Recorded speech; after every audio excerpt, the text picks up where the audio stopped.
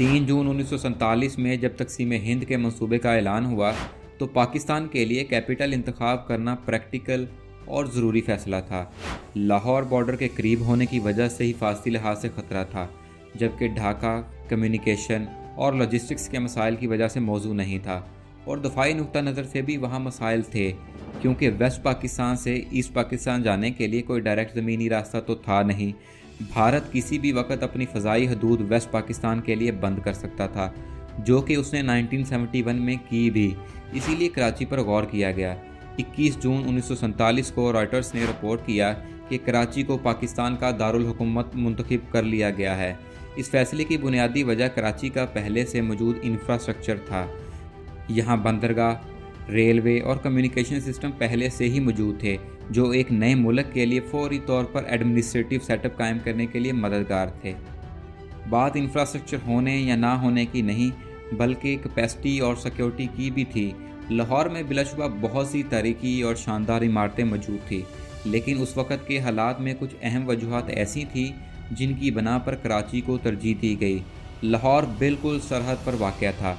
1947 के फसादात और उस वक़्त के हालात के लिए यही मौजू था कि कराची को दारुल हुकूमत बनाया जाता।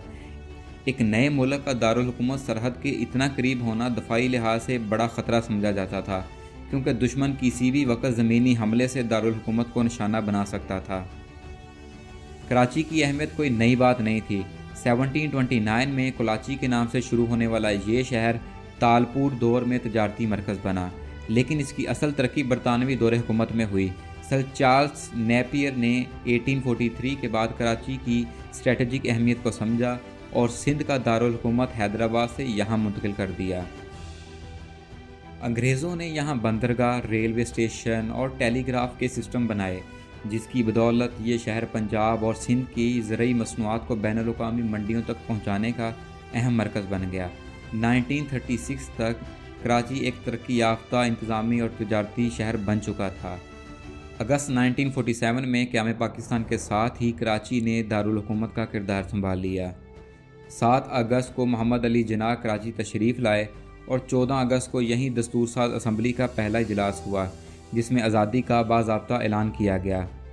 15 अगस्त को कायदे-आज़म मोहम्मद अली जिन्ना ने गवर्नर जनरल के तौर पर हलफ उठाया।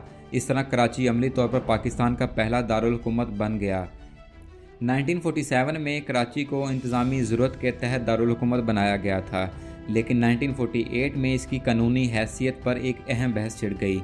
चूँकि कराची तारीखी तौर पर सूबा सिंध का हिस्सा और इसका दारुल हुकूमत था, इसलिए सवाल ये उठा कि एक शहर एक वक्त सूबाई और वफाकी दारुल हुकूमत कैसे रह सकता है। दस्तूर साज असम्बली में इस मसले पर मुख्तलिफ आरा सामने आईं। सिंध के रहनुमाओं का ख्याल था कि कराची की अलहदगी से सूबे की मौशियत और शनाख्त पर असर पड़ेगा। ताहम पहले वज़ीर आज़म नवाबज़ादा लियाकत अली ख़ान ने एक दूर अंदेश और मजबूत मौक़िफ़ इख्तियार किया। इनका इस्तदलाल ये था कि आज़ाद मुल्क का दारुल हुकूमत किसी सूबे के मातहत नहीं होना चाहिए, बल्कि इसे बराह रास्त वफाकी हुकूमत के कंट्रोल में होना चाहिए, ताकि मरकज़ किसी भी सूबाई असर व रसूख से आज़ाद होकर फ़ैसले कर सके। इस बहस के नतीजे में 23 जुलाई 1948 को गवर्नर जनरल कायदे-आज़म मोहम्मद अली जिन्ना ने Pakistan establishment of federal capital order जारी किया। इस हुक्मनामे के तहत कराची को सिंध से अलग करके एक वफाकी दारुल हुकूमत का इलाका करार दे दिया गया। 1950 की दहाई में कराची ने बेपनाह तरक्की देखी। क़याम पाकिस्तान के वक़्त कराची की आबादी महज 4 लाख के करीब थी, लेकिन यहाँ महाजरीन की बड़ी तादाद में आमद की वजह से 1951 तक ये आबादी बढ़कर 11 लाख जा पहुँची। हुकूमत ने इस बढ़ती हुई आबादी और सरकारी मुलाजमीन की रहाइश के लिए फेडरल बी एरिया और बफर जोन जैसे रहायशी इलाके तैयार किए। उस दौर में कराची ना सिर्फ पाकिस्तान का इंतज़ामी मरकज़ था, बल्कि सन्नत और तिजारत और गैर मुल्की सफारत खानों का गढ़ भी था। 1958 के बाद हालात ने एक नया रुख इख्तियार किया, जब सदर अयूब खान के दौरे हुकूमत में दारुल हुकूमत मुंतकिल करने का फ़ैसला किया गया। इस फैसले के पीछे कुछ वजूहात बताई जाती हैं। उस वक़्त की फ़ौजी क़यादत का मानना था कि कराची दुश्मन की बहरिया की पहुँच में है और इसे ब्लॉक करके पूरे मुल्क की सप्लाई लाइन काटी जा सकती है। उस वक़्त फ़ौज का हेडक्वार्टर यानी GHQ रावलपिंडी में था, जबकि हुकूमत कराची में। किसी भी हंगामी सूरत हाल में सिविल और फ़ौजी क़यादत के दरमियान राब्ते اور ہم آہنگی میں وقت کا ضیاع ایک بڑا خطرہ تصور کیا جاتا تھا۔ پہلے راولپنڈی کو عبوری دارالحکومت بنایا گیا اور بعد میں اسلام آباد کو ایک جدید شہر کے طور پر تعمیر کر کے مستقل دارالحکومت قرار دے دیا گیا۔ اس طرح 1960 کے قریب کراچی کی دارالحکومت کی یہ حیثیت ختم ہو گئی۔